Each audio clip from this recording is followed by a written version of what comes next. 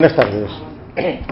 Yo no soy Pedro López Arribas, que está anunciado como quien iba a presentar esta ceremonia, que es el presidente del Centro Riojano, porque por compromisos familiares no ha podido asistir, pero le sustituyo en calidad de prologuista del libro que presentamos hoy y también en cierta medida de editor.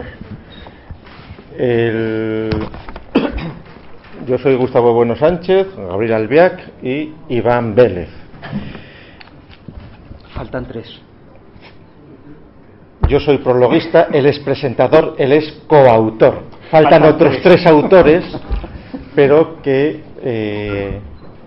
pues están ausentes por razones diversas.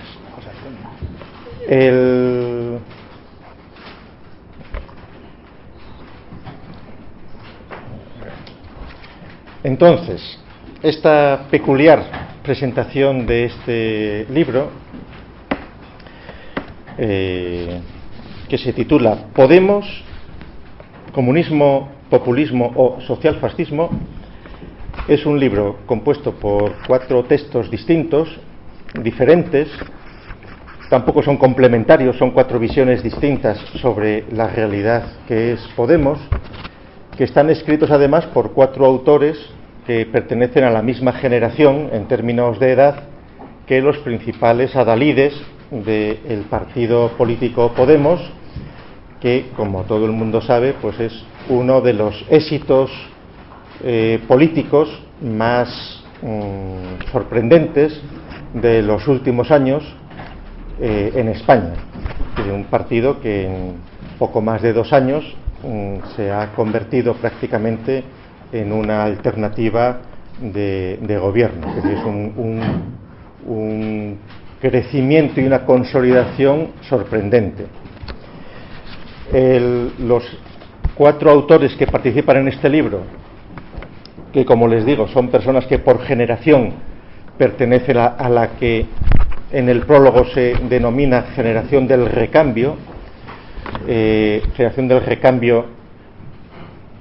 y se justifica luego en el libro en varios artículos porque los propios protagonistas y particularmente Pablo Iglesias Turrión presenta 2015 como el año del cambio, etcétera, etcétera.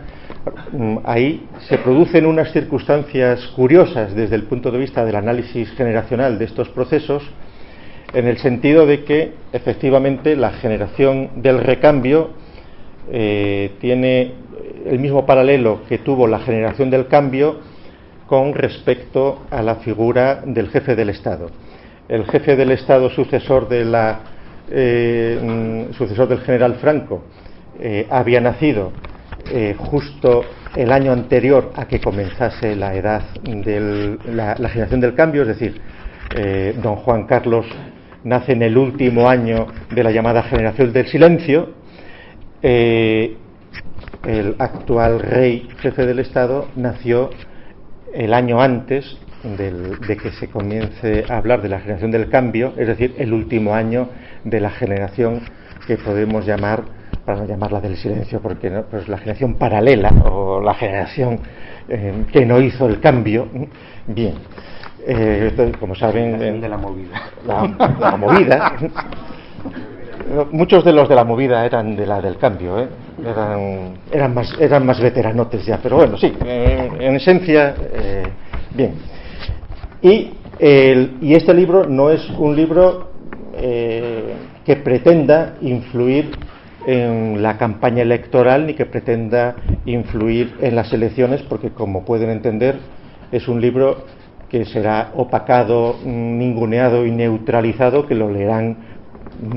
Se enterarán de que existen 4 amigos, lo leerán 2, y además la posibilidad de influir en la opinión que todos tenemos formada será nula. Es decir, después de la lectura del libro, como de casi todos los libros, quienes tenían unas opiniones las seguirán sosteniendo, incluso de una forma más firme, y les habrá confirmado las opiniones que ya tenían. Es decir, las posibilidades de que un análisis como los que se ofrecen aquí tenga una influencia son mínimas, pero sin embargo hay que hacerlos. sin al margen de las opiniones que se puedan tener sobre unos partidos u otros. Seguramente yo en el prólogo de este libro presento dos plataformas principales que permiten entender el éxito de Podemos. Por otra parte son cosas totalmente conocidas, pero que sí, pero que son dos plataformas interesantes y que hay que tener presentes. Por supuesto, una de esas plataformas es el grupo que se va organizando en torno a la Fundación CEPS, que quienes organizan esa fundación es en la época en la que está Aznar en el gobierno, que ahí no interviene Pablo Iglesias inicialmente, tenía 15 años cuando se organiza esa fundación, y que es una fundación que algunos la venimos siguiendo hace muchísimos años. Es decir, yo particularmente a la Fundación CEPS le vengo haciendo un seguimiento desde hace muchos años por curiosidad. Ahora quienes le quieren hacer seguimiento lo tienen más difícil, porque en el mes de marzo la Fundación CEPS se disolvió discretamente y su página web desapareció, y entonces pues nada, si no han hecho copias de las páginas que había se fastidian y no las pueden mirar, o sí. Y la Fundación CEPS es muy interesante porque la Fundación CEPS, con dinero público español, ha influido notablemente en la conformación de las constituciones de países como Ecuador, como Bolivia, como Venezuela, etcétera, etcétera. Y no porque fueran unos marginales quienes organizaran aquellas ideas, sino grupos de 10, de 20 profesores de Derecho Constitucional de la Universidad Española, e incluso financiados por la Agencia Española de Cooperación Internacional para desplazarse a esas labores de asistencia, cuyo resultado es que han logrado en Ecuador, en Venezuela, etcétera, con esas asesorías de profesores de Derecho Constitucional español, activar ideas que algunos ideólogos en España no podían desarrollar, pero que en la alegría del asesoramiento externo han sido asumidas por naciones hispanoamericanas, al margen de la triste situación en la que hoy se puedan encontrar y del difícil porvenir que les pueda esperar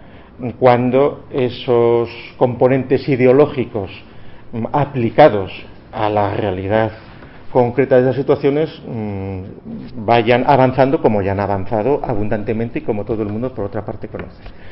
La Fundación CEPS en sus últimos tiempos sí que fue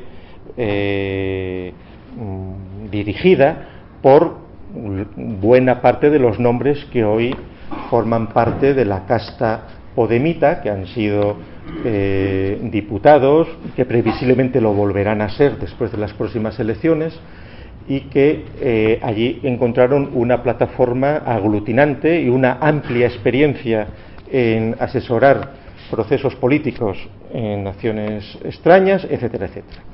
La otra plataforma distinta, complementaria, es la plataforma mediática centrada particularmente en torno a la personalidad atractora de Pablo Iglesias, que tiene que ver con La Tuerca, con el programa La Tuerca que empezó en Teleca, y luego con la productora CMI, con Mano Izquierda, de Pablo Iglesias, y que encontró notable apoyo por parte de Ahmadinejad y del Estado Islámico de Irán y de Hispan TV, que, como saben, es uno de los mecanismos que pretenden, pues, coranizar el ámbito de la hispanidad, y no es el único. Es decir, como saben,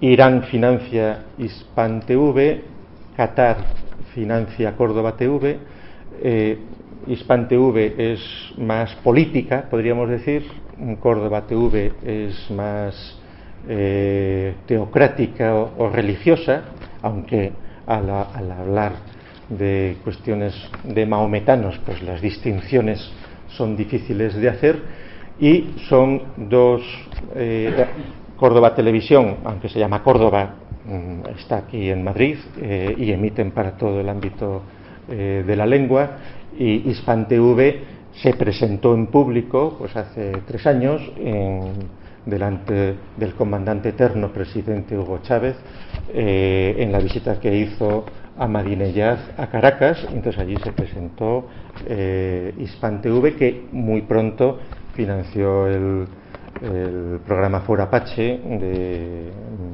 etcétera, etcétera. Claro, esa fue otra plataforma importante para poder entender los mimbres del éxito mediático y político que tuvo. Sin duda, el movimiento del 15M de hace 5 años es un trasfondo sobre el que también se va a servir para la cristalización de Podemos, pero evidentemente sería un error terrible confundir la Fundación CEPS con Podemos, o el 15M con Podemos, o la tuerca con Podemos. No, son realidades que van confluyendo, en serio, y donde un grupo muy cualificado de politólogos, de asesores políticos, de personas perfectamente capacitadas para dirigir procesos de este tipo, están siendo capaces, utilizando todos los mecanismos de la mercadotecnia, de la democracia en la que estamos inmersos, pues de lograr éxito entre el público elector, con la fiel colaboración, sobre todo en su fase de lanzamiento, pues de otras entidades más o menos colaboradoras desde el maquiavelismo, la ingenuidad o simplemente la estupidez, que les fueron dando cancha. Es decir, el 15M fue el 15M porque hubo una emisora como Intereconomía que estaba 24 horas al día hablando del 15M. Solo a partir del 4º o del 5º día de las acampadas ya empezó Televisión Española a hablar del asunto, y porque calculaban seguramente los cerebros pensantes de esa cadena, que se proclama pues orgullosa de ser de derechas, que sacando por televisión muchísimo a los indignados acampados, iban a lograr provocar un rechazo por parte de la sociedad bien pensante y cosas así. Lo único que hicieron fue pues, dar cancha a una realidad sociológicamente muy interesante, pero absolutamente, como todos saben, lo hemos vivido todos, totalmente dispersa, incoherente, contradictoria, pero donde de ese trasfondo sí que pasado el tiempo y cuando se acercaban las elecciones europeas, el grupo que consolidó Podemos logró articular perfectamente una estructura que luego fue magistralmente dirigida por un centralismo absolutamente bolchevique por parte del grupo de Pablo Iglesias, no dejando participar con buen criterio, si lo que quieres mantener es un grupo firme, pues a todos los círculos ingenuos que había alrededor. Y hoy me he enterado del último círculo, que yo no lo sabía, y es que el otrora violento Ricardo García Dinestrillas pertenece al círculo de Falange de Podemos, ¿eh? No, yo, como vivo al margen de la realidad, me he enterado hoy, no lo sabía. No, ya lo sé que es viejo, pero es que ¿qué se le va a decir? Para que vean la distancia con la que yo veo estas cosas. Pero bueno, la cosa no deja de tener su morbo, aunque no sea, es decir, que yo me acabo de enterar no quiere decir que ustedes se acaban de enterar, yo me acabo de enterar, ¿qué se le va a decir? Entonces, y me ha sorprendido. Y me ha sorprendido, pero bueno, así es. Y tiene su coherencia, porque claro, ¿qué pasa? Que Dinestrillas, que desde sus posiciones ideológicas está en contra de las castas políticas, del sistema, del no sé qué, sin embargo, acaba apoyando a unos grupos de ideología dispersa que entran en contradicción con otros postulados que otrora tenía Dinestrillas en defensa, por ejemplo, de España, de la nación española, etcétera, etcétera. Claro, como estamos en una situación absolutamente de corrupción ideológica, filosófica, intelectual absoluta, es decir, el joven, ¿cómo se llama, hombre? Alberto Rivera, el líder de Ciudadanos, ayer no se le ocurre más que decir que hay que proponer que la lengua vehicular de España sea el inglés. Eso ya es el colmo, ¿eh? No, eso ayer lo ha dicho. Es decir, la lengua vehicular. Claro, el concepto de lengua vehicular, que es un cachondeo que se empieza a organizar en el Estado de las Autonomías para justificar las lenguas locales, vernáculas, como lo quieran llamar, por supuesto, brazo armado de un secesionismo incipiente, porque las lenguas, como todo el mundo sabe, no sirven para unir, hablando no se entiende la gente, sino las lenguas sirven para separar. Y claro, si prohíbes, si euskaldunizas a los niños euskaldunes y catalanizas a los niños catalanes, y ya el colmo, si logras llevar a 500.000 de musulmanes catalanizados a Cataluña, pues ya la situación ya es de lo más entretenido, y el futuro que nos espera pues es también sabroso. Es decir, que no nos vamos a aburrir viendo lo que viene. Pero claro, ya que entonces de las lenguas vehiculares se le ocurra, claro, porque Ciudadanos en principio parecen aliados para muchas cosas y tal, ¿no? Pues que Ciudadanos es un partido que no le importa que se disperse España, puesto que se va a disolver en Europa. Y entonces, claro, si somos europeos, pues la lengua vehicular, el inglés, qué mejor, ¿eh? Y entonces, pues muy bien. Y en realidad, pues peor para España. Es decir, al fin y al cabo, la pirámide de población española, y en esta sala lo hemos escuchado hace unos meses, pues el suicidio demográfico es total. Pues nada, aquí, y lo del inglés, que aquí, por ejemplo, en Madrid, era un mantra que tenía también la señora Esperanza Aguirre, para que todo el mundo tenía que saber inglés. No sé si sabía, pues para ir de camareros fuera o para poder recibir aquí como clientes a los extranjeros hablándoles en su lengua y que no se confundieran en el cambio o cosas así. Pero bueno, quiere decir que esos son ya misterios insondables de la estupidez partitocrática y política, pero esas son las cosas. Bueno, resumiendo, que aquí tienen este libro, y entonces yo simplemente el libro, si lo quieren comprar, cómprenlo, y si no, no lo compren, léanlo.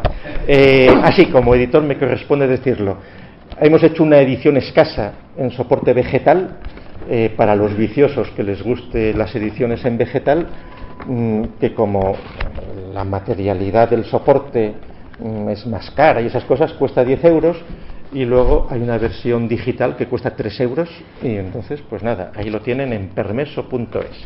Y entonces, después de esta presentación y marketing, el presentador ajeno al libro, que es don Gabriel Albiac, amigo desde, pues lo voy a decir, yo conocí a Gabriel Albiac cuando tenía 18 años, sí, señor, en un congreso de filósofos jóvenes en Santiago de Compostela, año 73.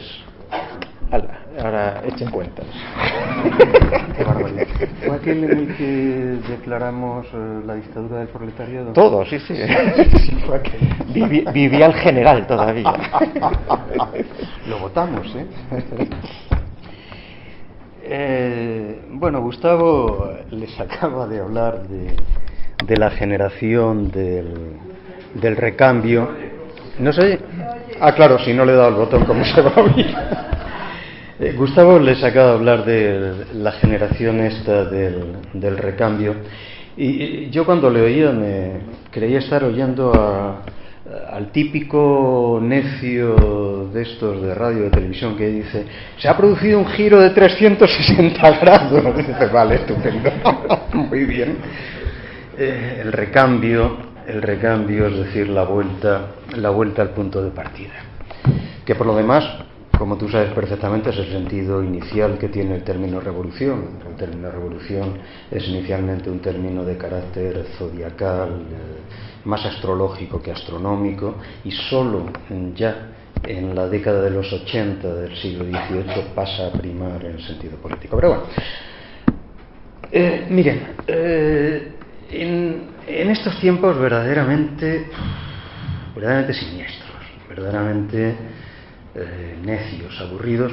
Yo creo que los únicos momentos verdaderamente divertidos que he pasado durante el último año y pico han sido conversaciones telefónicas con un viejo amigo de mi edad y de algún modo de trayectoria paralela.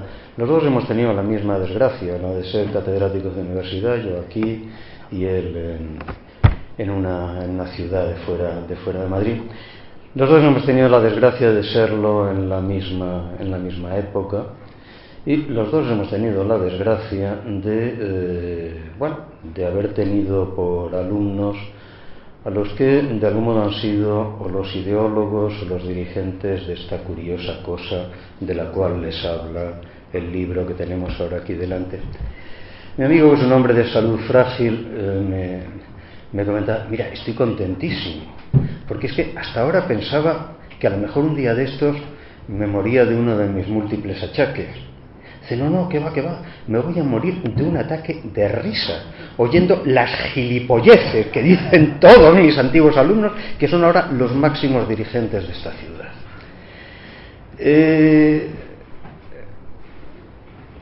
Naturalmente, en su reflexión, como en la mía, que era paralela, en mi caso no eran los máximos dirigentes, pero sí los ideólogos. Como ustedes pueden lógicamente entender, la risa era una risa muy negra, era una risa muy amarga. Es esa risa que arrastra el remordimiento que tantas veces nos hemos comentado: oye, ¿y qué demonios hemos hecho? O sea, hemos pretendido ser los más rigurosos de los marxistas que haya conocido jamás este país. Hemos sido los primeros de nuestra generación, los primeros en España, con la excepción de tu padre y de Manolo Sacristán, los primeros que nos hemos puesto a leer con minucia académica extrema a Marx. Y al final, ¿qué demonios es lo que hemos producido? Una condición de cretinos. Una colección de cretinos que no hacen más que repetir las mayores majaderías que cuando nosotros teníamos 17 años nos podían provocar verdaderos ataques de hilaridad. Bueno, la cosa puede parecer graciosa, pero tiene menos gracia.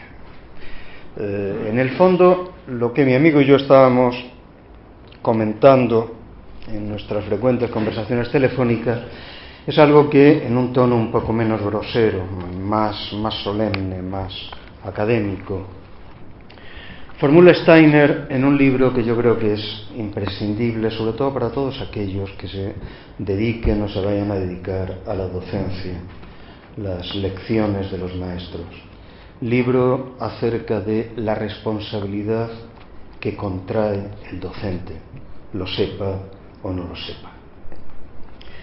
En un momento de ese libro, Steiner está analizando una obra menor del siglo XIX, El discípulo, de Paul Bourget, y se hace la siguiente reflexión. Puede haber, se pregunta Sixto, el protagonista de esa novela, puede haber, en virtud de una especie de lazo místico, una responsabilidad del maestro por los actos de su discípulo. Un maestro es responsable de la conducta de sus discípulos. Pues miren ustedes, para bien o para mal, sí. Para bien, sí, resulta que de un maestro razonablemente mediocre acaba saliendo un talento extraordinario. Para mal, sí, de los chicos más listos de la fiesta, que éramos nosotros en los años 70, 80, acaban saliendo los mayores cretinos que haya producido un país en muchísimo tiempo, como ha sido desgraciadamente el caso. Por lo demás, esta no es una reflexión personal, ni siquiera abarca únicamente a lo que nos dedicamos a la docencia. Podemos es, en su infinita estupidez, probablemente el termómetro más fiel, el espejo más inequívoco de a qué grado de nulidad intelectual y política ha podido llegar la ciudadanía de este país. Podemos no tiene el menor interés. lo que es fascinante y terrible es que hay un 20 y tantos % de la ciudadanía de este país que está dispuesto a votar con la mayor convicción del mundo algo que en su literalidad leído por alguien que tenga más de 13 años solo puede producir carcajada. ¿Qué demonios es lo que ha pasado aquí? No sé, la verdad es que la reacción que uno puede tener es lo que uno saca leyendo vuestro libro, es que poco hay que hacer, ya. El desastre se ha producido ya, ¿eh?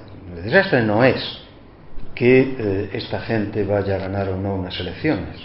El desastre es que un país se haya podido degradar, se haya podido encanallar hasta el punto de tomar como un discurso serio lo que es una cháchara de patio de colegio. Miren, yo tengo por costumbre no votar. No por una cuestión de principio, sino sencillamente porque es que veo el nivel de corrupción, tanto material como espiritual, de los políticos españoles, y me siento verdaderamente mal ante la idea de fingir que puedo dotarles de una representación de algo que me concierne. He roto esa convicción únicamente en una ocasión, el 13 de marzo de 2004, en la convicción no asentable sobre prueba empírica, pero convicción de que se acababa de producir un golpe de Estado cuyas consecuencias lamentaríamos durante todas nuestras vidas, y que yo quería dejar una constancia administrativa de que votaba contra aquel golpe de Estado. Lo que estamos viviendo ahora es el epílogo de aquel golpe de Estado, y sin aquel golpe de Estado todo lo que ha venido ahora no se entiende en absoluto.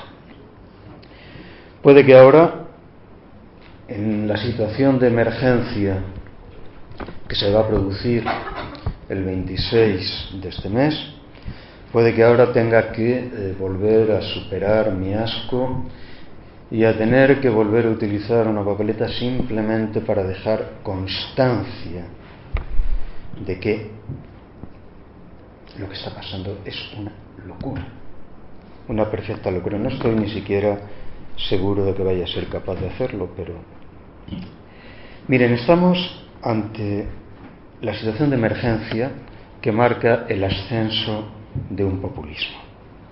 Y puede ser que ese 23% de ciudadanos que vayan a votar a Podemos no sepan lo que es el populismo. Pero nosotros estamos obligados a saberlo. Cualquier ciudadano europeo que haya vivido en el siglo XX y que haya vivido las consecuencias trágicas atroces de lo que se gestó en el periodo de entreguerras, sabe perfectamente que no puede permitirse ignorar lo que fue el populismo. El populismo, que como movimiento organizado nace en la Rusia del final del siglo XIX, aunque el término ha nacido en Francia un poquito antes, se desarrolla en Centro Europa, sobre todo en Centro Europa, también en Italia, como la forma germinal de los fascismos. El populismo no es más que la primera etapa del fascismo. Por eso en el título de vuestro libro solo hay una cosa que yo de algún modo corregiría: Podemos, comunismo, populismo o socialfascismo. Socialfascismo es una expresión redundante.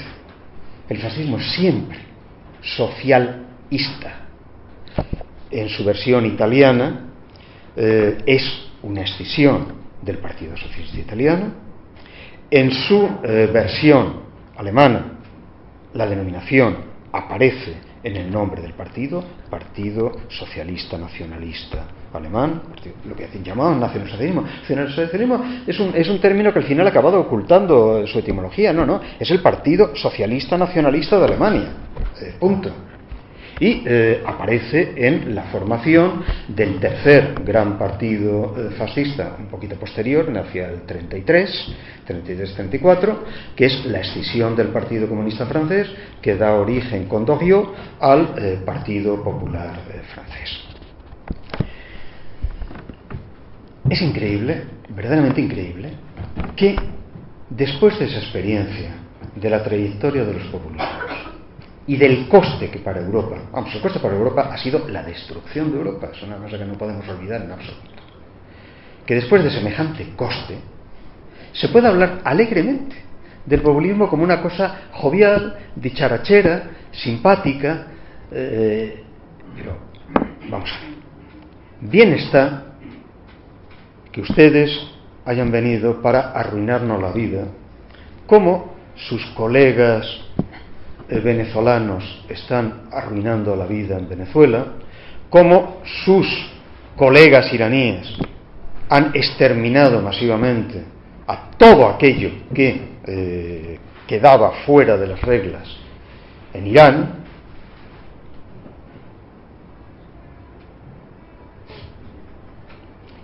Estos chicos recuerdan, no quiero hablar ya ni siquiera de algo que han visto 1000 veces en las fotografías y en los vídeos, las grúas desde las cuales se ahorca a los homosexuales en Irán. No quiero hablar de eso, pero estos chicos se han tomado la molestia de revisar los datos de la ejecución de comunistas y de izquierdistas en general en el Irán de los ayatolás. Bien, yo recuerdo como una de las cosas más patéticas de la gente de mi generación, el testimonio de un muy buen amigo mío, profesor de la Universidad Francesa, que me comentaba, estábamos hablando de los libros que habíamos escrito hace años, y dice, mira, hay un libro que me hubiera gustado no escribir nunca. Me dijo, ¿cuál? Y, hombre, pues, no es el mejor de tus libros, pero tampoco es para tomárselo así. Dice, sí, tú no tienes ni puta idea. Dice, no, mira, ese libro, un alumno mío, más o menos de tu edad, iraní, lo tradujo al persa.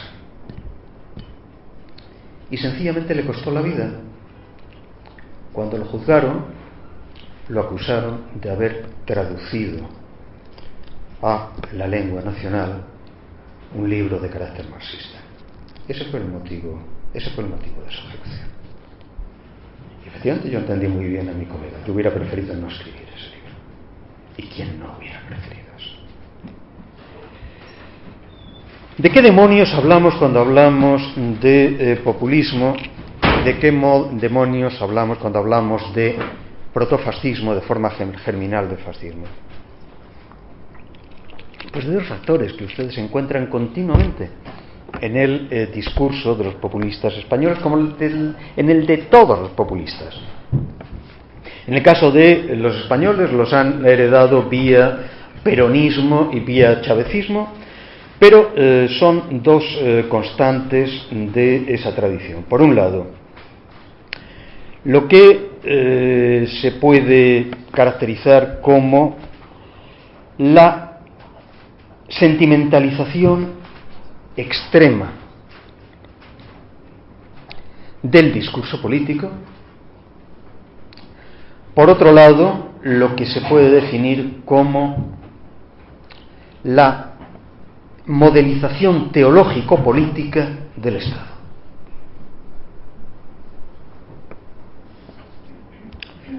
Sentimentalismo de los amigos, nos queremos tanto. Recuerdan ustedes a este caballero firmando un comunicado en forma de carta a su partido y acabando con os quiero, creo que era, os beso, o yo que sé, algo así. Permítanme que les lea un texto del año 1941. Robert Brasillac, era con seguridad el más brillante de los fascistas, en sentido propio, nazis franceses. En Notre Avant-Guerre, texto escrito a los 30 años, que es verdaderamente un texto que es necesario leer, entre otras cosas porque literariamente es espléndido. Brasillac, que fue fusilado en 1945, es naturalmente como en el momento mismo de la liberación, escribe lo siguiente como caracterización de ese fascismo. El fascismo no era para nosotros, sin embargo, una doctrina política, menos aún una doctrina económica. El fascismo era un espíritu anticonformista, ante todo antiburgués, en el cual la irrespetuosidad jugaba un papel importante.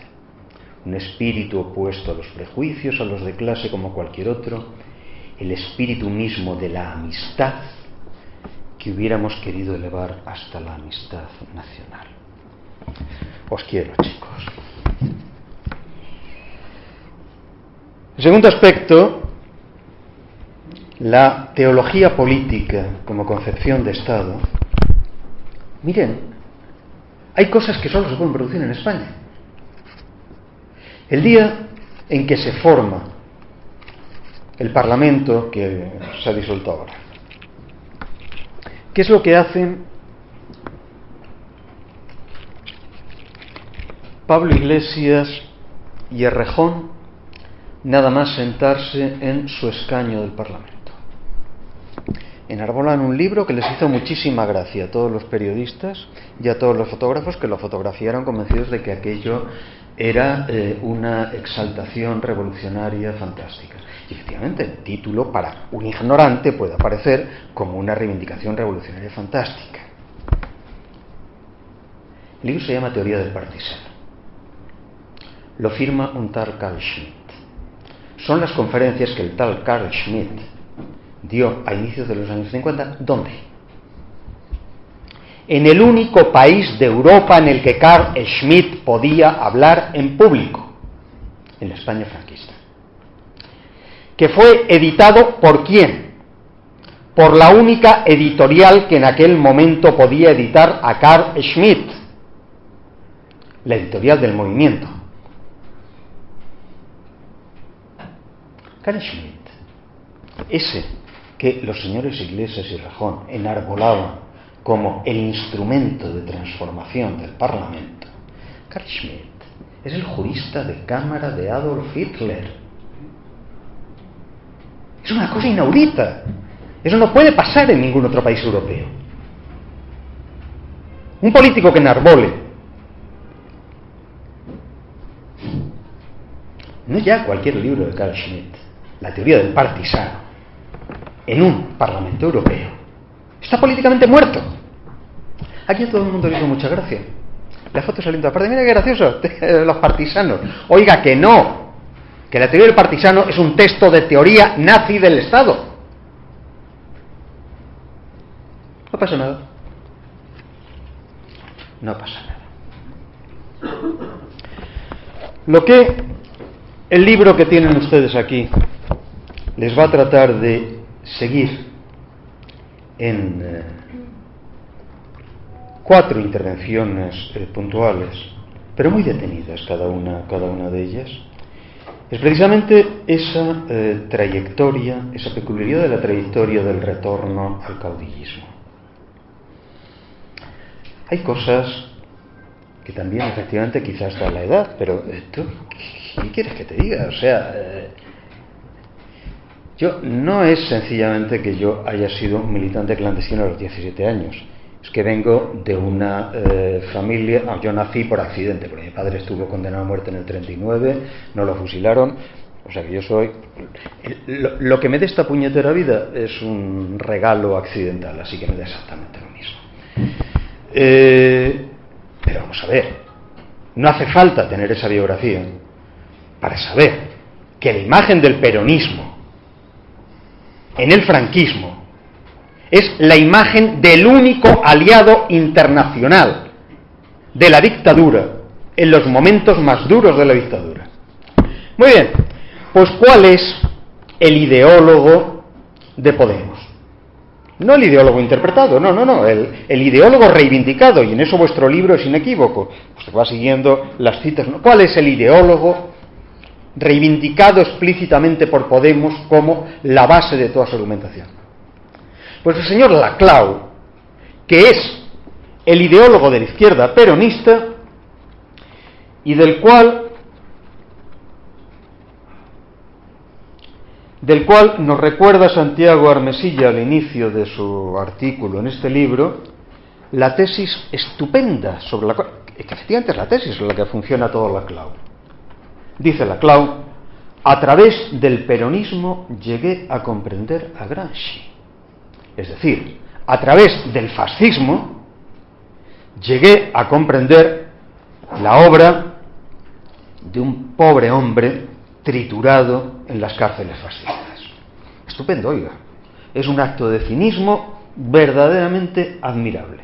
No se puede decir mejor. ¿Qué es lo que Laclau ha reivindicado en esa teologización sentimental de la política?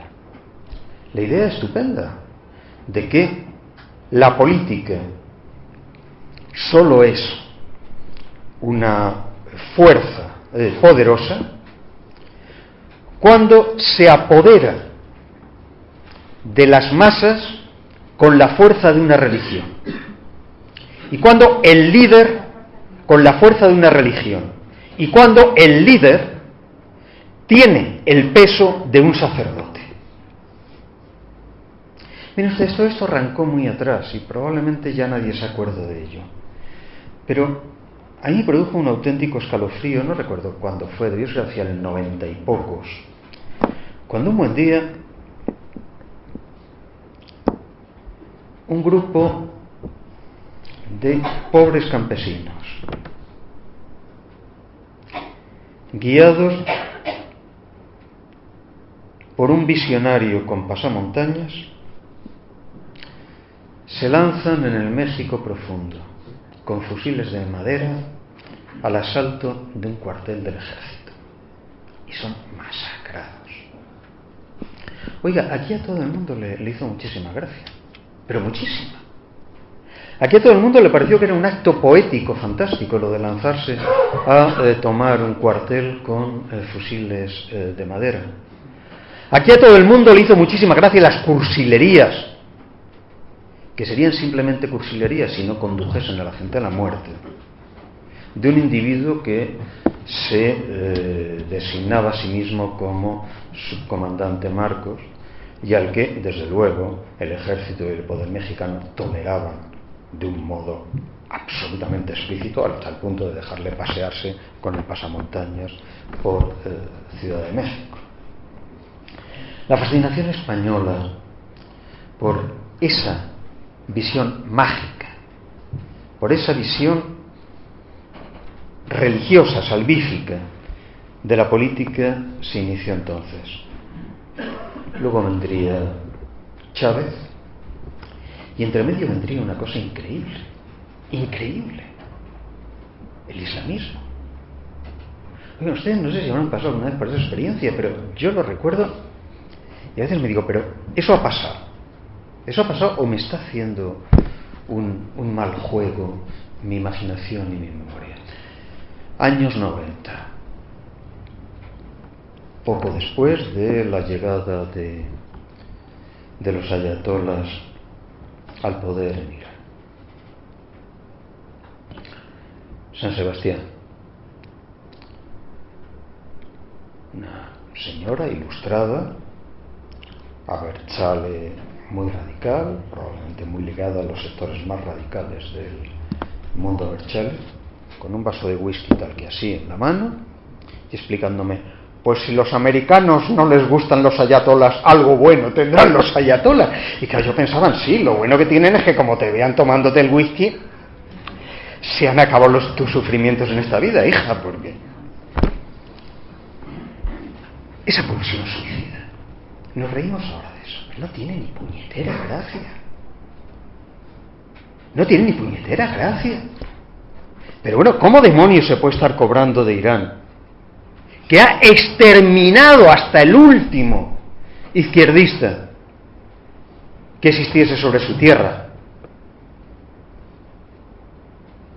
Pero ¿de qué demonios? ¿De qué demonios están hablando? ¿Pero cómo se tiene la desvergüenza de comparecer en público cuando se ha sido financiado por un poder sacral, por un poder teológico que solo existe en la liquidación de la gente? Pues miren, se puede tener esa desvergüenza, porque lo que se está tratando de hacer es jugar el mismo modelo simbólico. Aquí no hay islamismo, qué pena. Qué pena. ¿Se acuerdan ustedes de Ilich Ramírez, más conocido como Carlos, el dirigente terrorista de la OLP para operaciones exteriores más importante de los años más mortíferos de la OLP? Acabó convirtiéndose al islamismo. Tiene un libro muy divertido explicando por qué el sentido religioso del Islam es lo único capaz de recuperar la unidad social perdida. Pues miren ustedes, este conjunto de barbaries puestas en funcionamiento por una banda de patio de colegio es lo que están a punto de votar el 20% de los españoles. Eso que el libro que tenemos aquí caracteriza muy bien cuando nos dice que Laclau, el ideólogo sobre el cual asientan sus tesis, tiene como característica más específica no separar lo racional de lo emocional. Les sugiero un pequeño juego. Tomen ustedes un texto clave de 1935, las conversaciones de Hermann Rauschning con Hitler. Rauschning fue un dirigente del partido nazi, provenía del área de la, digamos, aristocracia militarista, lo cual naturalmente cuando las SS tomaron el poder y liquidaron a las SS le hizo comprender que había que salir zumbando porque el siguiente que caía era él. Rauschning transcribe a continuación sus largas conversaciones con Hitler.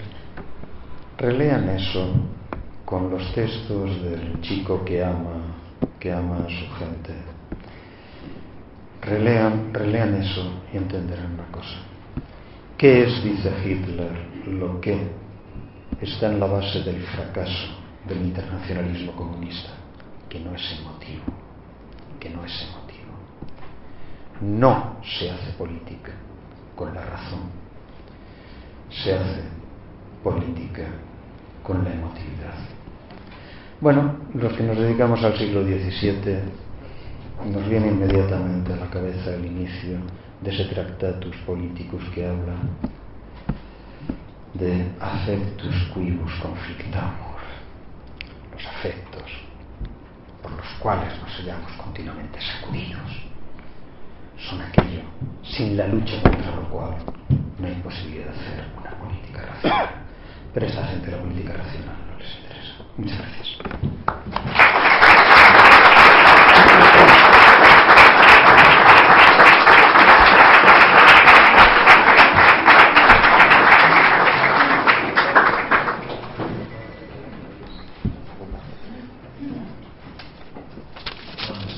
Buenas tardes a todos.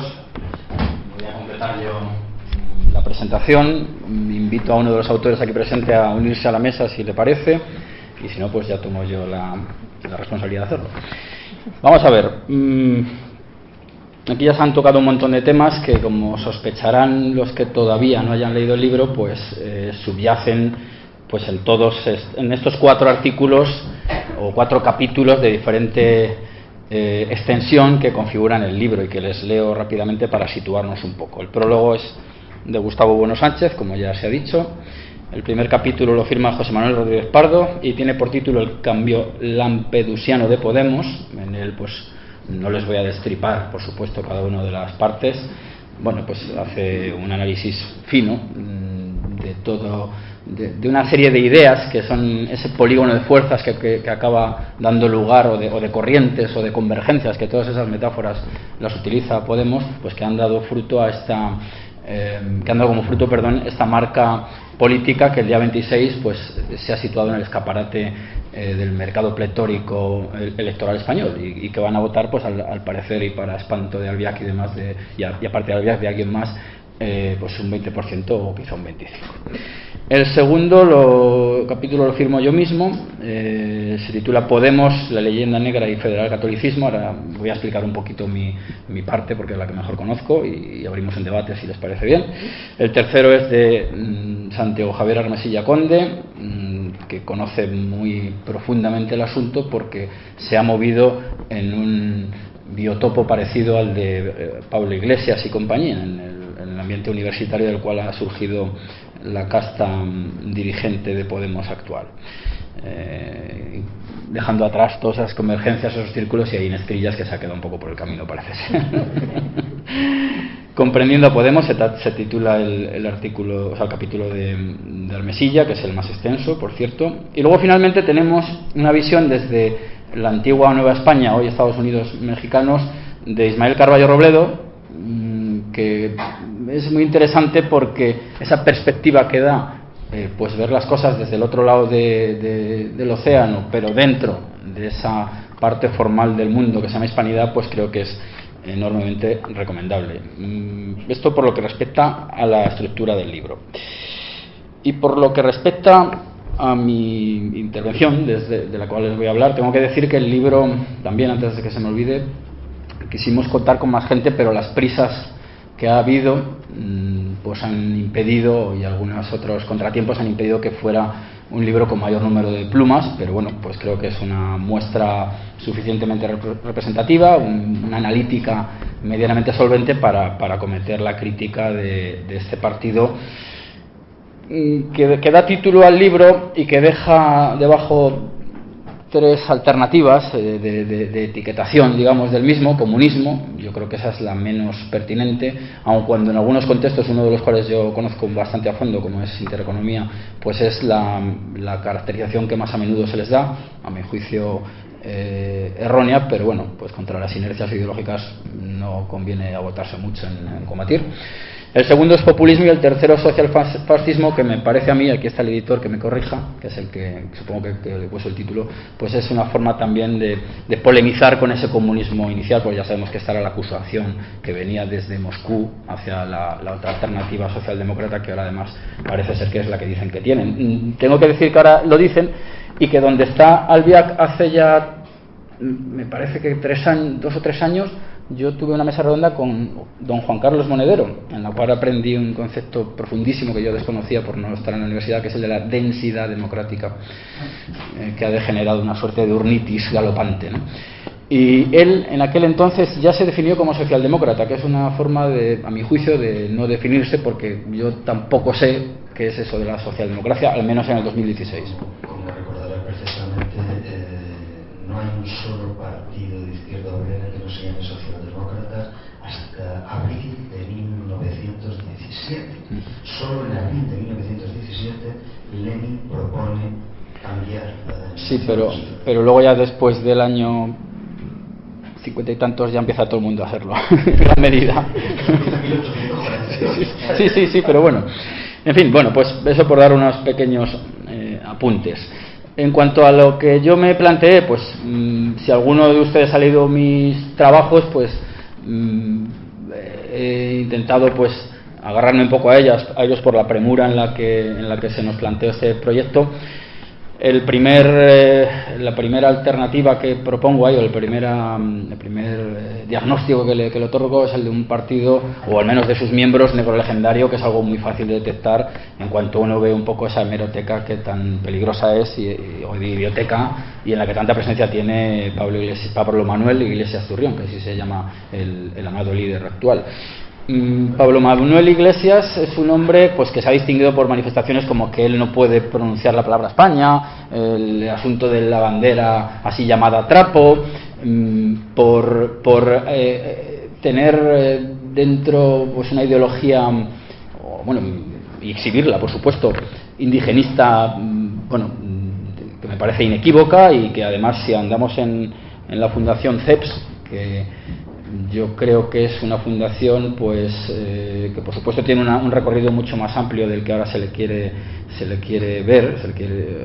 otorgar, pues este grupo de profesores y gente de la universidad, pues claro, gente de políticas que le ofreces la materia vasta de sociedades además hispanoamericanas, en las cuales había pues una serie de bolsas poblacionales que les permitían jugar como en un laboratorio, pues ha dado lugar a estados plurinacionales como el de Bolivia, creo recordar, y bueno, pues la etiqueta de transitólogos creo que cabe otorgársela, porque además transitólogos profundamente irresponsables, y transitólogos porque aparte de exportar la idea, al parecer genial, de la transición española, otro asunto que también que se las trae, porque habría que ver cuándo empieza, cuándo termina, pues ellos enarbolan la bandera de la segunda transición. Como esta es fallida, han llegado ellos para ilustrar al vulgo, y son los que pretenden ahora pues corregir esas desviaciones o esos pecados que mantendría. Pecados está bien decirlo cuando uno se refiere a Podemos por su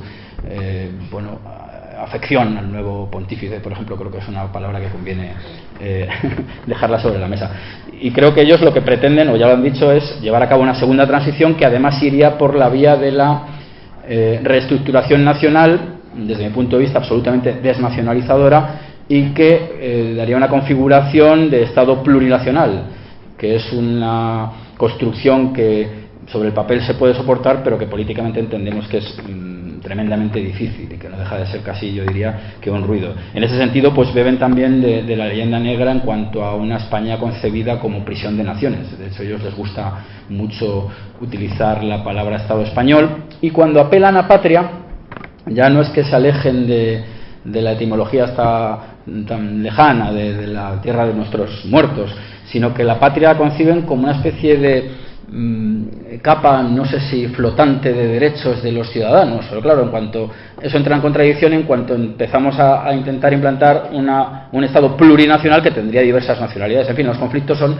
absolutamente enormes. A mí me parece que tienen un ramalazo negro legendario bastante potente, al menos en estas dos direcciones. En cuanto a la negación de España por creer, pues no sé si en la teoría de los 5 reinos o en otras, ahora diré por qué, y luego pues en el otro lado del charco, pues por querer pues que toda la obra española, el imperio generador del que ha hablado Gustavo Bueno en España frente a Europa, pues no ha sido tal, sino que lo ven pues como un sojuzgamiento de unas poblaciones que al parecer vivían en una Arcadia feliz.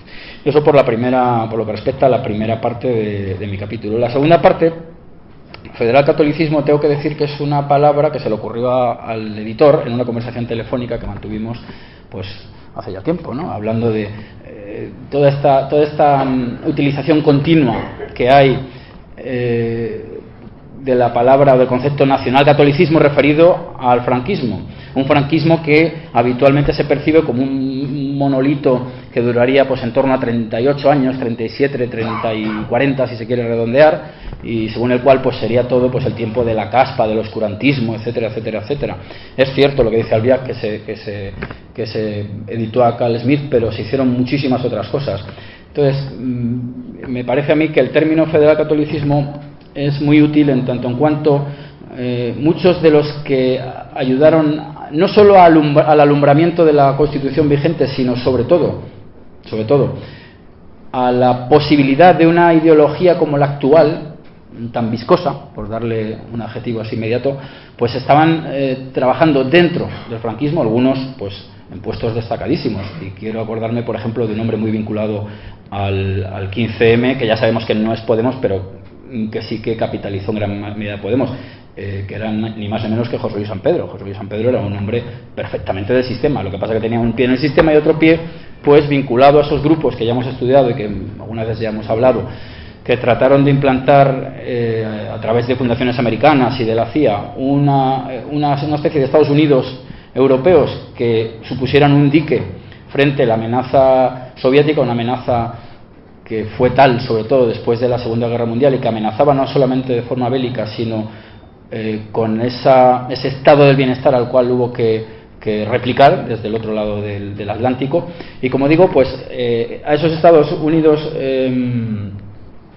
europeos fallidos, porque creo que no se han conseguido, hay un mercado común, se le puede llamar Unión Europea, pero carece de muchas otras cosas que desde el punto de vista del materialismo filosófico pues nos obligan a negar que tal unión exista. ¿Qué ocurre? Pues que en España se produce un cambio de escala y son una serie de individuos, algunos descontentos, y gente de falangistas de primera hora, quiero acordarme de Ridruejo, por ejemplo, ¿no? Descontentos con algunas de las direcciones que estaba tomando el régimen franquista, porque el régimen franquista es mucho más heterogéneo y hay muchísimas más corrientes contrapuestas dentro del mismo, aunque no llegaran a salirse, digamos, de los predios del sistema. Son esos los que hacen una relectura en clave interna y que permiten que enseguida se configuren una serie de células del Congreso por la Libertad de la Cultura en su versión española, pues en las cuales tenían una enorme presencia catalanistas, vasquistas, galleguistas y todos los istas que queramos, incluyendo andalucistas y gente de Canarias. Esos grupos fueron financiados porque esa forma de fragmentar esa oposición, al menos en sus objetivos, evitaba que el Partido Comunista, que era el único que realmente hacía oposición, pues pudiera crecer. Eran diques internos y pues a ellos podemos apelar y demostrar que así existieron y dar más nombres, pues yo qué sé, pues el famoso Tierno Galván, en el cual se mira tanto el actual Podemos, que quiere erigirle una nueva estatua. Tenemos una presencia de Tierno Galván verdaderamente asfixiante en la ciudad, ¿no? Y bueno, pues son todos esos grupos federalistas los que están en la base ideológica y también de redacción en gran medida de esta España que acaba configurándose como una España autonómica, que es la antesala de esa idea, lo cual supondría, como yo digo al final de mi texto, la realización de esa primera transición por parte de Podemos, y se va al Estado plurinacional. En cuanto a católicos, pues es que la verdad eran ambientes católicos, eran federalistas, pero si nos vemos las adscripciones ideológicas, ese sentimentalismo del cual también hacen gala los podemitas actuales, pues vemos que muchos de ellos pues estaban mucho más cerca de la misa diaria que el del ateísmo científico de los Urales. Con lo cual, pues bueno, yo he tratado, ya digo, de poner un poco la lupa y dar algún dato y enlazar a otros trabajos que ya estaban en marcha y que seguiremos trabajando en ellos, como diría un presidente ya depuesto por las urnas. Y nada, pues simplemente les invito a que lo lean, a que tengo más o menos el mismo entusiasmo que el editor en cuanto a sus objetivos, porque además no han sido tales, pero les invito a que lo lean, que sean críticos, y bueno, pues si les parece oportuno abrimos un debate y invito a que participen. Me gustaría aprovechar que está Santiago Mesilla aquí, me gustaría que nos explicase un poco. Me gustaría que nos explicase un poco la tesis que él señala muy bien como la clave, a través de la cual la clau se convierte en el eje del pensamiento populista. Cuando tú escribes aquí, de esa manera se construye pueblo, en la clau es tanto plebe, como una relación real entre agentes sociales. ¿Podrías un poco explicarnos cuáles son las consecuencias en una sociedad moderna de esa reivindicación de la plebe? Que efectivamente aparece en todos los textos de Podemos, esa idea ¿te acuerdas cuando ellos empiezan a dar la lata con que lo que ellos quieren hacer es que el plebeyismo haga que el miedo cambie de bando? Bueno, las preguntas se las trae, ¿eh? Bueno, tú lo has escrito. No sé si se oye esto bien. Se oye perfectamente. Lo voy a resumir muy rápidamente. Todo lo que no sea esa plebe, ese pueblo, no es pueblo. Y lo que trata de hacer la clau es decir que el pueblo es una construcción que se hace en sentido genérico y específico a partir de demandas muy concretas hacia una generalidad, y ese pueblo hay que perfilarlo. Por eso insiste tanto Rejón en decir que todo proceso político emancipador es plebeyo. Todo lo que no sea plebeyo no es pueblo, con lo cual son, bueno, como dijo la recientemente fallecida Sangha y Lili, todo lo que no sea pueblo son anormales. Y de hecho lo digo ahí. Lo cual, por otro lado, encaja perfectamente con algo que a mí sí me ha llamado la atención mucho en estos 2 últimos años, que es la fascinación de estos chicos por la existencia de un papa peronista.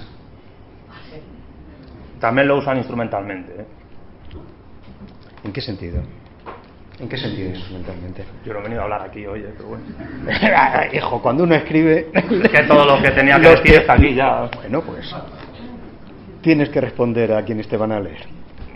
Es igual que cuando apelan al derecho a decidir. Lo hacen por 2 motivos. Porque creen en ello, pero al mismo tiempo porque quieren comerse al sector nacionalista y barrerlo. De hecho, es lo que están consiguiendo. Y todo para ellos es instrumental, pero al mismo tiempo está conectado con una creencia ferviente en que la organización de todas esas demandas es pueblo. Y todo lo que no haga pueblo es desechable para el discurso. Por eso no pueden decir España. Porque España no hace pueblo. Puede hacer pueblo en Cuenca, con perdón, o puede hacer pueblo en Ciudad Real o en Aragón, pero en Barcelona o en Bilbao no hace pueblo, con lo cual allí no dicen pueblo, no dicen España, dicen este país, o nuestro país, o como él hace siempre, mi país.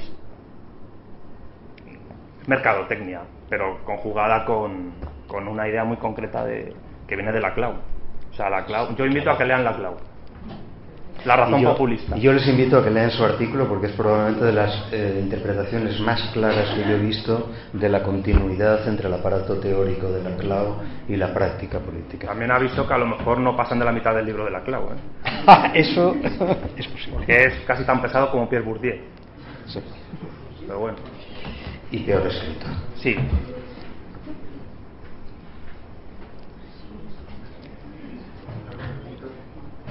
¿Alguien quiere preguntar algo a los autores? No, el presentador ya acabó. Sí, bueno, yo quería hacer una pregunta sobre todo al hilo de la intervención del señor Albiar. Y bueno, voy a tratar de prefirar la pregunta. Al principio, claro, estaba orientada a esto que se ha dicho, pero que quiera coger el guante que no lo haga. Si hablas desde aquí, si hablas desde aquí te oyen, es que si no... O levántate y habla un poco más alto, quizás. Sí, bueno. No hay micro. Vergüenza.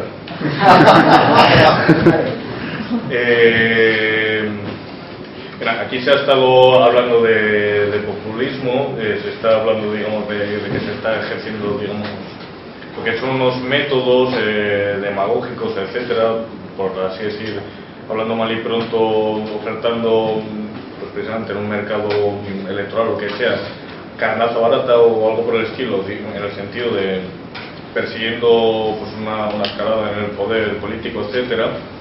Pero claro, asimismo también se está refiriendo a que por poner el caso, se me ha ido el hilo, así lo puse otra vez. Vamos a ver. Pero claro, al mismo tiempo, vamos a ver, lo que yo voy a lo básico, lo que yo echaría en falta aquí, digamos, desde donde se está criticando lo que es estos métodos, pues, digamos, demagógicos, populistas, etcétera, dado el caso de que el populismo no es algo que se inventa en el periodo de entreguerras, sino que es precisamente, digamos, una práctica que ejercen en distintas castas políticas por precisamente pues este fin que persiguen de llegar a un acceso del poder, del control económico, etcétera, y se vean hablando pues desde Platón y seguramente desde mucho más atrás. En este sentido, pues claro, yo a lo que voy desde qué teoría política, desde digamos qué presupuestos políticos se está dando las coordenadas de este populismo y qué es lo malo que tendría, es decir, qué es aquello que está menoscabando, qué es aquello que está degenerando para llevar, digamos, a consecución unos ulteriores intereses que tuviese, digamos, la gente que está ejerciendo el populismo, en este caso Podemos. Voy a tratar de enlazar precisamente lo que aquí se está diciendo, que yo lo veo bastante coherente, bastante correcto, es que el interés de Podemos es precisamente ese papel que tiene como termómetro social, es decir, que está refiriendo, no sé,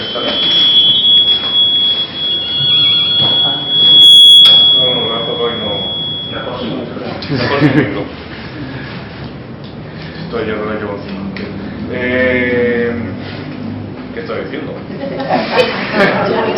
Sí, termómetro social. Precisamente que digamos se está ejerciendo pues, una serie de resonancias por las cuales está reverberando algo que está digamos en el entramado social.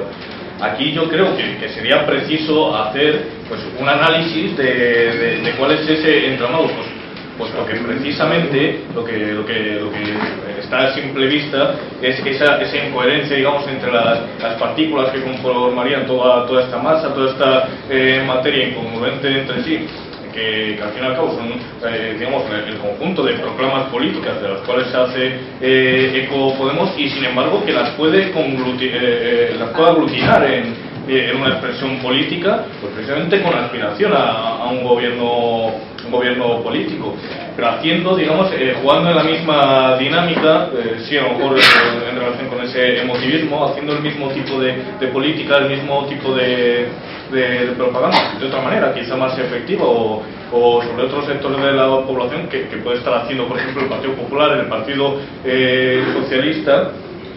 Y precisamente aquí se echa en falta, digamos, por debajo de esa expresión incongruente, digamos caótica de toda esa masa, que es lo que hay por debajo y que es, digamos, cuáles son las causas por las que se ha llegado aquí. Aquí imagino, pues habría que ir a un proceso quizá muy largo de la secularización de las comunidades europeas, digamos, el caso concreto de España, de la constitución progresiva de un Estado cada vez más fuerte, que ya va concretando muchas formas políticas, etcétera, y en fin. Y bueno, pues todo eso habría que analizarlo, y digo yo que desde algún tipo de postulado más general sí, yo creo que vamos a ver, yo creo que una pista nos la da el Partido Socialista de Zapatero.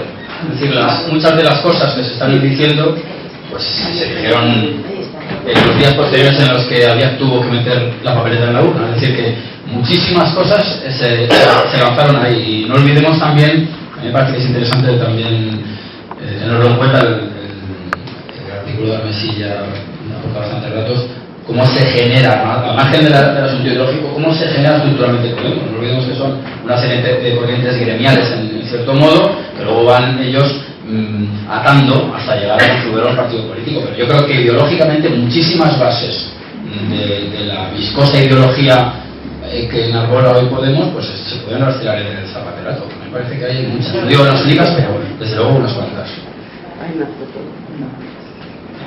Creo que me refería yo un poco, digamos, en que estas prácticas que se estén llevando, digamos, en otros ámbitos, en la manera en que constituye una política y una expresión política, un cuerpo político, etcétera, digamos que están en el mismo contexto y en la misma dinámica en la que están los partidos oficiales, y al fin y al cabo, por así decir, están amasando la misma materia que sería la población española, y ahí es a donde me refiero, que hay que analizar un poco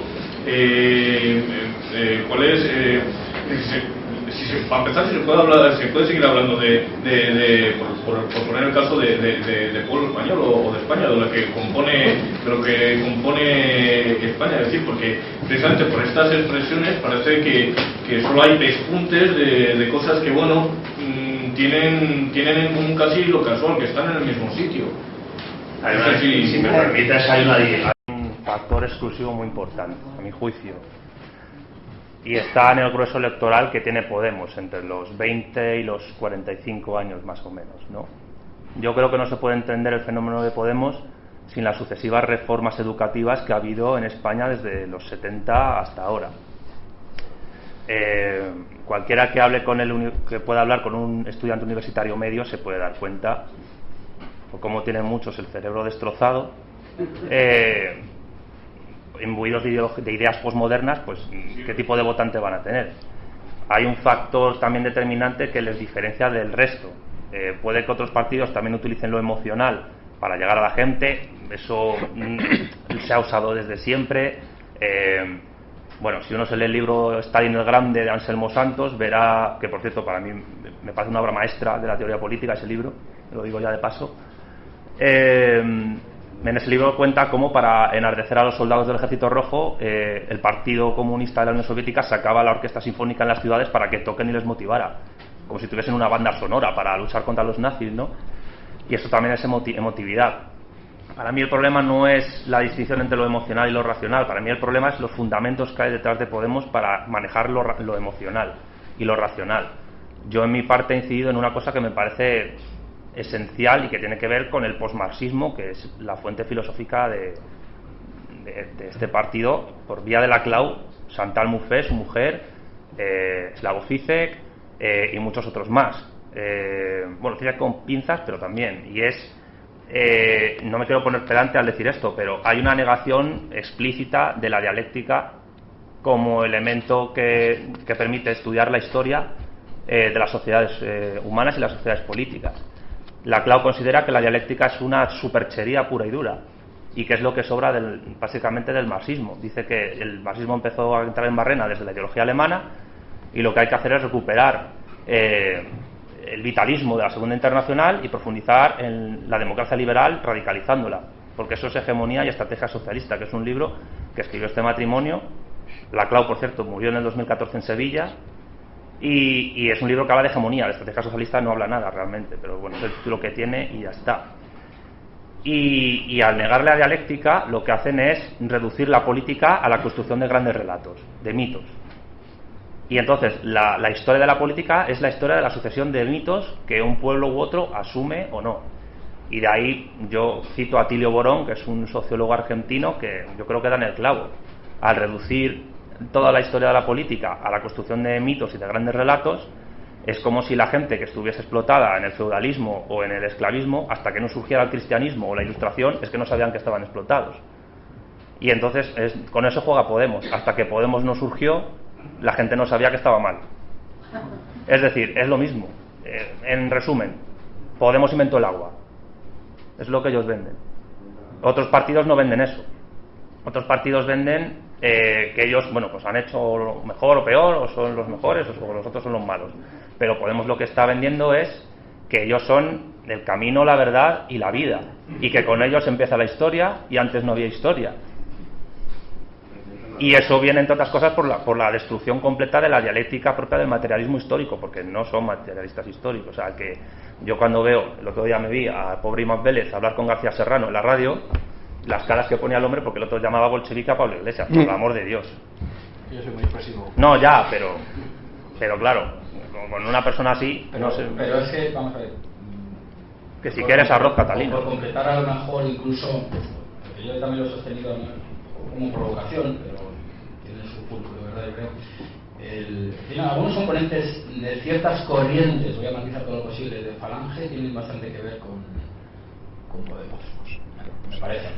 Algunos. Incluso hasta esa retórica cursi empleada muchas veces. Yo creo que eso está bien. En cuanto a eso que dices, pues sí, es que por eso he dicho antes que contra esas inercias ideológicas es muy difícil luchar, pero tanto contra esos que creen que está el comunismo a la puerta de Madrid, como los que creen que está la salvación con el morado de Podemos. Yo solo digo que gobierne quien gobierne, España va a tener que pagar 13.000 millones de euros a Bruselas.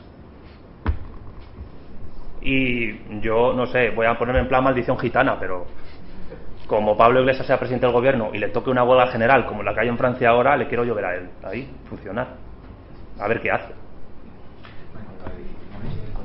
Muchísimas. O sea, el problema de, por mucho que queramos utilizar esa retórica populista en cuanto a la apelación al pueblo, el problema es que muchos de los planes y programas que tratarían, si quisieran cumplir algo del comunismo de cual se les acusa de implantar en España, chocaría con la fragmentación que el pueblo hacen ellos y que ya presuponen. O sea, que esas son contradicciones que ellos no las acaban de cabalgar, por utilizar sus expresiones. Es que el comunismo no construye pueblo, el comunismo construye socialismo.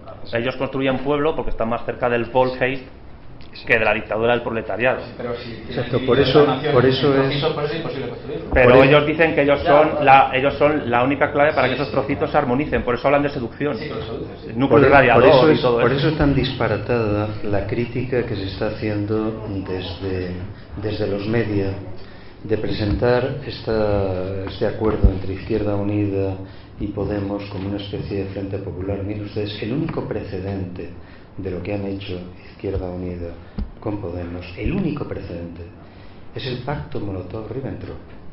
No tiene nada que ver con el Frente Popular. Es el tomar lo último que quedaba del Partido Comunista, que tuvo en España una historia gloriosa y se ha extinguido de un modo penoso, tomar eso para darle una especie de coartada histórico-moral a un movimiento que efectivamente en su retórica y en sus planteamientos está mucho más cerca de los fascismos clásicos que del comunismo. Si me permites un matiz, hay una diferencia también con el pacto Molotov-Ribbentrop, como tú dices, y es que ese pacto, a mi juicio, fue un pacto para ganar tiempo en un conflicto bélico que se avecinaba. Y la URSS, aunque se repartió Polonia con los alemanes, es cierto, tenía que ganar 2 años de ventaja para poder traspasar todas las fábricas de armamento atrás de los Urales y tener un buen frente amplio para contraatacar a la Wehrmacht, que era el ejército más poderoso en su momento. A mí lo que yo entiendo es que si ha habido una conjunción entre Izquierda Unida y Podemos es porque los dos ideológicamente tienen muchas más cosas en común de lo que parece, y es que el Partido Comunista de España desde hace muchísimos años no es comunista, es una cosa más bien socialdemócrata. Y yo de todas maneras creo que el grupo, lo digo al final del capítulo, no me gusta hacer, pues bueno, yo invito a que lo lean, pero yo creo que el grupo histórico que más se parece a Podemos es el Templo del Pueblo de Jim Jones, en los que se suicidaron en Guyana en el año 79. Yo estoy de acuerdo también con lo que Pero con más base electoral, ese es el problema. No, estoy de acuerdo con lo que dice Almesilla sobre ganar tiempo, yo también lo veo así. Y aunque estamos en la presentación del libro, vamos a hablar de otro, una editorial navarra que se llama Templando el Acero, que se llama Autoridad sobre Stalin, de los Marcos, en el cual analiza bastante bien una especie de ganar tiempo para pues ponerse a la altura bélica, industrial y política de la Alemania que venía de otra tradición, por supuesto. Ese es el problema del estalinismo. Yo lo sufro muy a menudo, esta crítica con los balances de muertos del estalinismo. Ahí meten, pues bueno, los que caían en el frente, los que no caían, en fin, esto es una cosa discutibilísima. En ese libro se analiza, creo que bastante firme.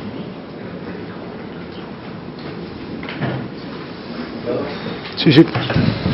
Iba a preguntaros si en el libro se hace un análisis de Podemos como un grupo que va a dinamitar la idea misma de democracia.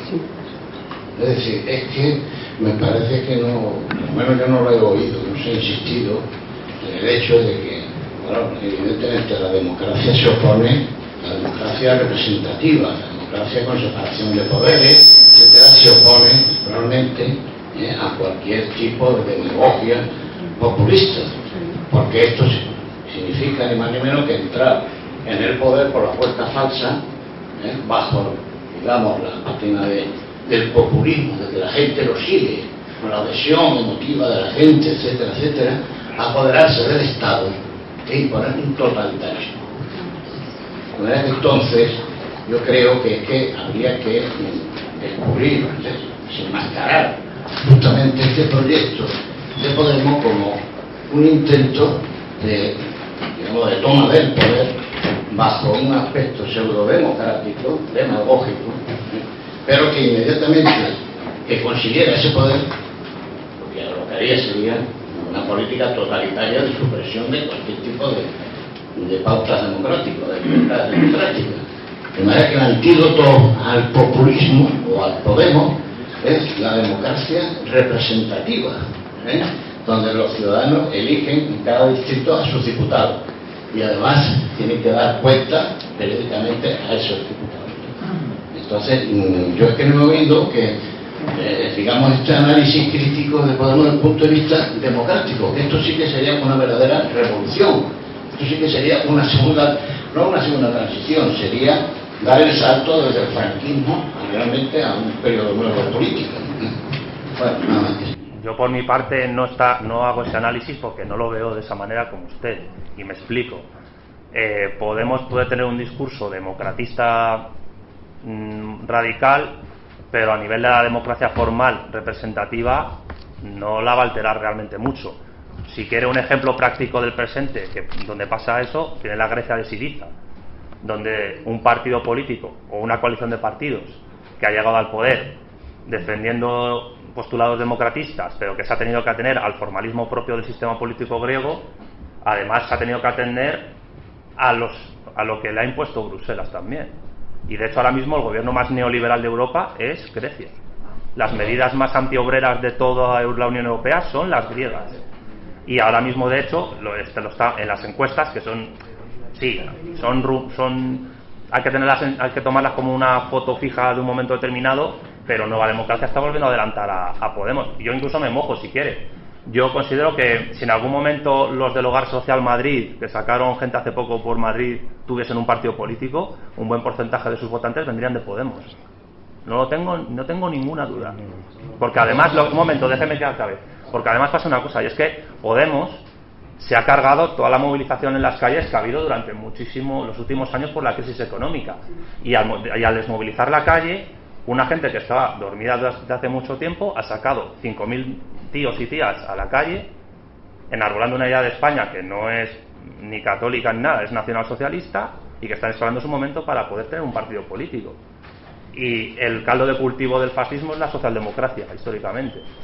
Entonces, la perspectiva que yo le veo a usted me parece interesante, pero yo por mi parte no he ido por ahí porque no veo que la cosa sea esa, sinceramente. Bueno, yo lo que quiero decir es que no dudo de que Podemos utiliza un tacticismo de lo que más conviene en cada momento. Pero como todos. Y se disfraza, vale, pero es que pasa por ser un movimiento radical, transformador, reivindicativo, que ofrece otra cosa, ¿no?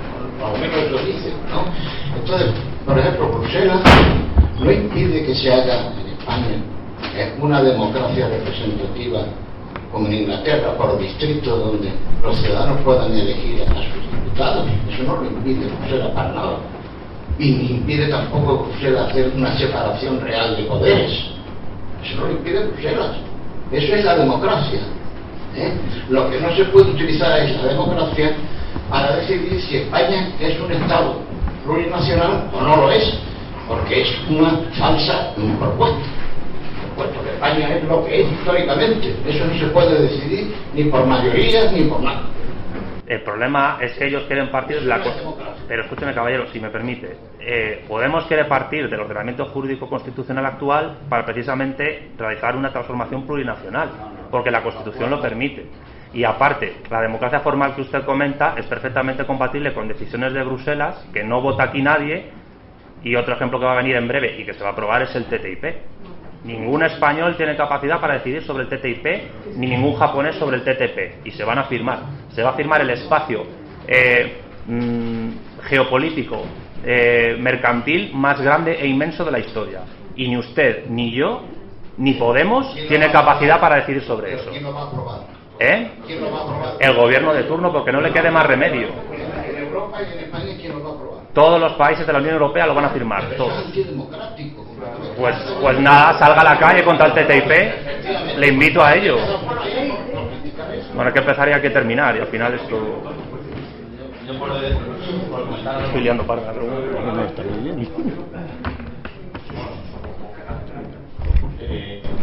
Yo voy a decir una cosa a Albiac, que antes dijo, o pareció decir que Carl Smith era un malvado, porque lo habían publicado aquí. No, vamos a ver. Carl Smith era un pobre nazi, pero fue desnazificado después de la guerra. Entonces ya se convirtió en un ciudadano demócrata europeo. Y encima se vino a España y su hija se casó con un gallego y ya somos pero sin embargo, y lo menciono en el prólogo, el autor que publicó en el primer artículo de la revista que puso en marcha la Fundación CEPS, Ignacio Sotelo, sí que, y ahí marca una línea de continuidad muy interesante. Ignacio Sotelo, que fue socialdemócrata del Partido Socialdemócrata de Dionisio Reduejo, un producto pues entretenido de la pretransición o de la transición de lleno, Ignacio Sotelo recibió en el año 63 una beca financiada por la CIA para ir a estudiar a Alemania y hacer pues, elucubraciones filomarxistas para enredar contra la ortodoxia del momento, y desde ahí, y luego se convirtió, como todos saben, pues en un predicador de cabecera del diario El País, en un socialdemócrata del PSOE y todo lo que quiera. La continuidad de CEPS con todo esto es total. Entonces, claro, ahí no, con esto yo no quiero decir que haya que pensar en conspiranoias. Yo creo que el verdadero cáncer está en la fuerza que han tenido una serie de ideólogos y de politólogos y de profesores de Derecho Constitucional, que además son los teólogos del presente, porque claro, un profesor de Derecho Constitucional es un talibán de una Constitución que cuando en España no le dejan hacer más talibanismo, encuentra su caldo de experimentación en Ecuador o en Venezuela. Entonces ahí se juntan y empiezan, se ponen a parir ideas, y entonces se ponen a diseñar situaciones absolutamente delirantes, pero con consecuencias gravísimas, claro, como es lo que está pasando, pues eso, en Ecuador, en Bolivia, en Venezuela. Ahora, todo eso como productos académicos, total, financiados sin darse cuenta. Entonces ahí la responsabilidad ha tenido pues el PP, que permitió que la EFI financiara aquello, que no hubo una crítica, lo barato que se venden los mercenarios profesores de Derecho Internacional al hacer esas cuestiones, y sobre todo, lo más grave es que la técnica que tienen política para llegar al poder la tienen muy depurada. Es decir, llevamos 60 años de televisión y democracia, donde los procedimientos para vender un licor o para vender cualquier producto o un coche, pues están aplicados aquí a la política. Ahora, ¿qué sucede? Llegarán al poder, conseguirán el poder. Ahora, ¿y después qué? Claro, porque las posibilidades, claro, como dijo Gabriel, nadie se cree los cuentos para niños de la renta básica, todos a partir de tal, se acabaron todas las... Eso es imposible. Eso, vamos, un niño pidiendo la carta a los Reyes Magos. Entonces, la situación verdaderamente trágica, aparte de la posible descomposición todavía mayor de España, es la situación de hecatombe económica a la que se puede llegar, que ojo, si nos pusiéramos en plan realista, igual sería hasta bueno, igual Grecia no pudo, pero igual España arrastra a Europa y ya se desencadena de una vez todo el tinglado. Tú sabes que no. No, por supuesto que no, claro. Bueno, recuerdas el axioma de Guicciardini, que los países, los estados se mueran, se desmoronen, no es nada extraordinario, todo lo que existe muere. Lo malo es estar debajo cuando se desmorona. Así que mejor que no estemos. Bueno, hola, buenas tardes. Bueno, yo quería hacer una pregunta en concreto sobre la definición que se establece en el libro. Se me oye mejor así, yo creo. Bueno, básicamente quería hacer un aporte y una pregunta en relación un poco con la definición de la cual se parte en el libro, que la desconozco, mediante la cual se compara a Podemos con un concepto denominado socialfascismo. Es decir, esto me lleva a plantearme qué se entiende por fascismo desde el punto de vista del libro, porque no es precisamente una teoría, un cómputo de ideas organizadas, como puede serlo el marxismo, como puede serlo otras ideologías. Entonces, bueno, básicamente es saber un poco de qué definición de fascismo se parte, porque si por ejemplo se parte de la idea de equiparar fascismo y populismo, pues bueno, yo ahí tendría el matiz de que evidentemente el populismo es una táctica que puede usar un movimiento fascista o cualquier movimiento político que se base en la emotividad y en el culto, digamos, al líder y al imaginario colectivo que provoca, pero no es la parte definitoria, digamos, del fascismo. Habría muchos más elementos a tener en cuenta. Entonces, bueno, pues una pregunta. Pero es que para la Clau prácticamente populismo es todo. Los populistas estadounidenses del siglo XIX, Perón, Hitler, Mao, Lenin, Mussolini, Berlusconi, Zapatero, Aznar, Felipe González, Franco, todo el mundo es populista. Si todo es populismo, nada es populismo en el fondo. ¿Cuál es el problema con...?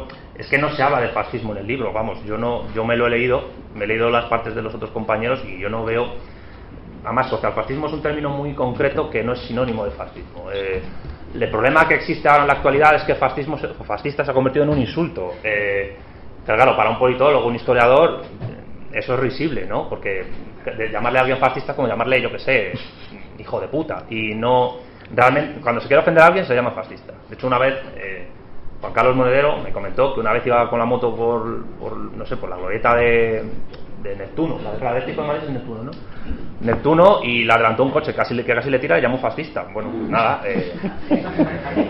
si todo es fascismo, pues nada lo es.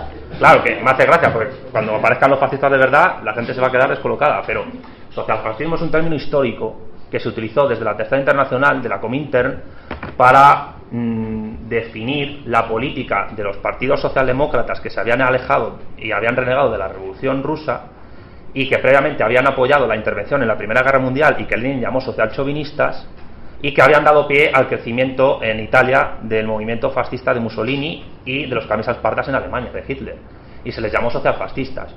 ¿Qué ocurre? Que hay gente comunista o postcomunista o como se quiera llamar que posteriormente criticaron esa estrategia de la Comintern porque la consideraron un error. Por ejemplo, Eric Hobsbawm dice que fue un error y algunos del PC también dicen que eso fue un error, y entonces porque permitió el crecimiento del fascismo, que es básicamente afirmar que el comunismo provocó el fascismo, y eso me parece, vamos, más anticomunista no lo puedo escuchar en mi vida. ¿Cuál es el problema? Que ellos postularon como alternativa a la estrategia del señalar a los socialfascistas la del Frente Popular. Y yo particularmente me parece que el Frente Popular es la peor estrategia posible para transformar una sociedad, porque no ha fracasado en todos los sitios donde se ha realizado. En España no sirvió para nada, porque ganó Franco la guerra. En Francia no sirvió para nada, porque Hitler firmó, en el mismo tren donde se firmó la capitulación de Alemania por Francia, la partición de Francia en dos. Los frentes populares que ha habido en Hispanoamérica, por ejemplo, la Unidad Popular de Allende fracasó porque se la cargó Pinochet. El Frente Amplio Uruguayo, que es otro frente popular, otro fracaso absoluto, y tenemos a un Mujica absolutamente liberal progresista. Tres cuartos de lo mismo, el gran polo patriótico en Venezuela, que ha alfabetizado a la sociedad y tal, pero bueno, está como está. Tenemos el movimiento al socialismo, que son en Bolivia, que es otro tres cuartos de lo mismo, pero claro, como yo creo que la gran desgracia que tienen países como Ecuador, Bolivia y Venezuela es los asesores españoles que han tenido, porque pienso, ¿qué pasa? ¿Que no tienes asesores patrios a los cuales puedas pagar para que te digan cómo organizar un Estado? No, tienes que recurrir a una fundación que te diga, venga, Estado Plurinacional de Bolivia, los de Santa Cruz se te rebelan, se independizan de ti, pero claro, cuidado, que Evo Morales no tiene ninguna duda de meter los tanques si hace falta en Santa Cruz, ¿eh? El problema es que no se habla de fascismo. En el libro no se habla de fascismo, se habla de socialfascismo. Y el problema es que, claro, la gente ve social, fascismo, y habrá alguno que le gustará la etiqueta pues para insultar, pero como estamos en un momento donde cacaculo pedopis, pues, ¿qué haces frente al cacaculo pedopis? Pues yo lo poco que he hecho es participar en un libro, no puedo hacer más, sinceramente.